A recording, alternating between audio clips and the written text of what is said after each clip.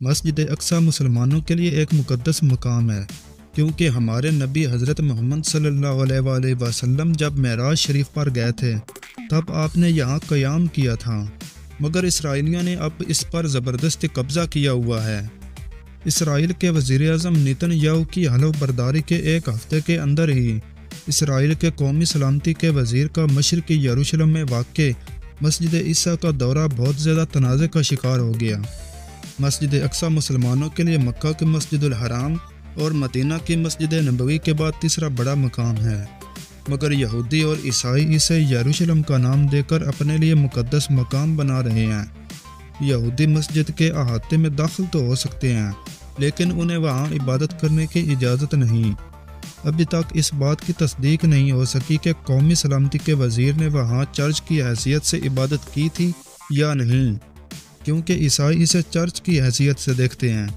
اسرائیلی وزیر کا مسجد میں جانا اتنا متنازع بن گیا کہ وہاں جانے کے بعد سعودی عرب، UAE اور دیگر کئی ممالک کے ساتھ ساتھ چین نے بھی شدید اعتراض کرتے ہوئے اقوام متحدہ کی سلامتی کونسل اجلاس بلانے کا مطالبہ کیا۔ در حقیقت یہودی اسے اپنے مقدس مقام ٹیمپل ماؤنٹ اور مسلمان اسے حرم شریف کے مقام سے دیکھتے ہیں، جس میں مسلمان اسے مسجد اقصی اور یہودی اس مسجد کو ڈوم آف دی راک کا نام دیتے ہیں۔ اس مذہبی مقام پر غیر مسلموں کے عبادت کرنے پر پابندی ہے۔ مسجد اقصی گول گنبد والی مسجد کا نام ہے، جو 35 ایکڑ کے احاطے میں موجود ہے۔ فلسطین کا یہ علاقہ 1967 میں اسرائیل کے الحاق کے بعد متنازع کا شکار بنا۔ 1947 میں اقوام متحدہ نے ایک علیحدہ فلسطینی علاقے کے لیے تقسیم کا منصوبہ بنایا۔ اس وقت فلسطین برطانیہ کے قبضے میں تھا۔ اس منصوبے کے تحت 2 ممالک بنائے جانے تھے، ایک یورپ سے آنے والے یہودیوں کے لیے جبکہ دوسرا فلسطینیوں کے لیے۔ یہودیوں کو 55% زمین جبکہ فلسطینیوں کو 45% زمین دے دی گئی، مگر 1948 میں یہودیوں نے زبردستی فلسطینیوں کی زمین پر قبضہ کر لیا۔ اس طرح 72% زمین یہودیوں کے قبضے میں آ گئی اور یہودیوں نے خود کو ایک آزاد کنٹری کے طور پر قرار دے دیا۔ اس کے بعد 1967 میں دوسری عرب اسرائیلی جنگ کے بعد اسرائیل نے مشرقی یروشلم شہر پر قبضہ کر لیا اور اس طرح اس شہر میں واقع مسجد بھی ان کے قبضے میں آ گئی۔ یہودی اس مسجد میں آ سکتے تھے، مگر انہیں عبادت کرنے سے منع کیا گیا تھا۔ مسجد اقصی کو 7ویں صدی میں تعمیر کیا گیا اور مسلمانوں کا عقیدہ ہے کہ حضرت محمد یہاں سے معراج پر گئے تھے، جبکہ یہودیوں کا یہ خیال ہے کہ بائبل میں موجود یہودی مندر یہاں واقع ہے۔ اس وجہ سے یہودی مسلمانوں کو یہاں داخل نہیں ہونے دیتے۔ یہودی اس مسجد کی مغرب والی دیوار کو اپنے مذہب میں ویلنگ دیوار کہتے ہیں، جبکہ مسلمانوں کا عقیدہ ہے کہ پیارے نبی حضرت محمد صلی اللہ علیہ وآلہ وسلم نے اس دیوار سے البراق نامی جانور باندھا تھا اور معراج شریف کا سفر کیا۔ اس طرح مسلمان اسے دیوار البراق کہتے ہیں۔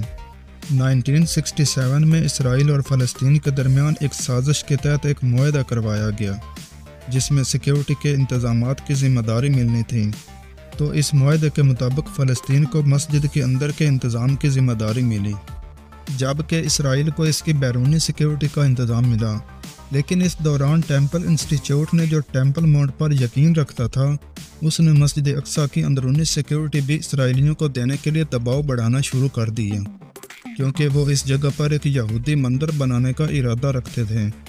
اسرائیلی حکومت نے امریکہ جیسی سازش کرنے والی کنٹری کو پیسے بھی دیے تاکہ وہ مسجد اقصی پر قبضہ کرنے میں اس کا ساتھ دیں، کیونکہ امریکہ ہمیشہ سے ہی مسلمانوں اور اس کے اتحادی ممالک کے خلاف ہے۔ وہ 2 کنٹری کو آپس میں لڑوا کر اس کا خود فائدہ اٹھاتا ہے۔